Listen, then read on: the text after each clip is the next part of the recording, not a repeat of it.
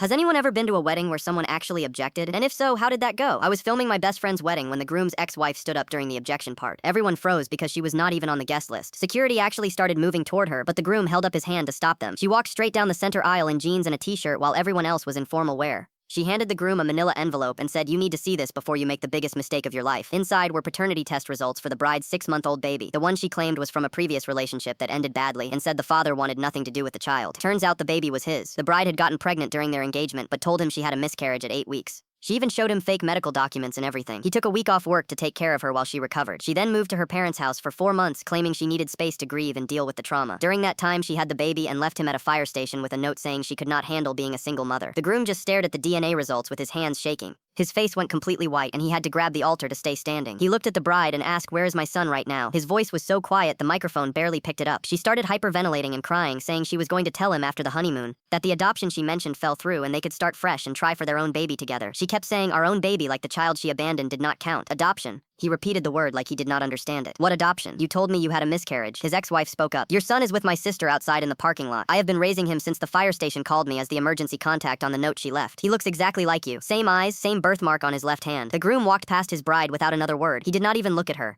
Just walked straight down the aisle and out the double doors. Half the guests followed him outside, where his ex was holding a baby carrier next to a silver Honda. He fell to his knees on the concrete when he saw the baby, started sobbing because the baby had his exact same birthmark on his left hand, the one shaped like a comma that runs in his family. His ex-wife knelt down next to him and said, "I am so sorry. I only found out 2 weeks ago when I was going through old photos and saw her pregnant at your engagement party." Back inside the church, the bride's father started yelling about lawsuits and slander. How dare that woman ruin his daughter's special day with lies? But the groom's lawyer was already on the phone because apparently abandoning your biological child at a fire station is a felony in our state, especially when the father was traceable and willing. The bride tried to run outside, but her maid of honor physically stopped her, told her she had done enough damage. 3 bridesmaids took off their dresses right there in the church lobby and left. The groom's mother was out in the parking lot meeting her grandson for the first time. She was crying and taking photos while the baby grabbed her finger. The groom kept asking his ex-wife why she helped him, and she said because that baby deserves his real father. I was not going to let her destroy 2 lives. The venue lost the entire deposit, $15,000 gone because the bride's family refused to pay after what they called a disrupted ceremony. The bride moved back in with her parents and deleted all her social media within 48 hours. Last I heard, the groom has full custody and his ex-wife helps with childcare 3 days a week while he figures out single dad life.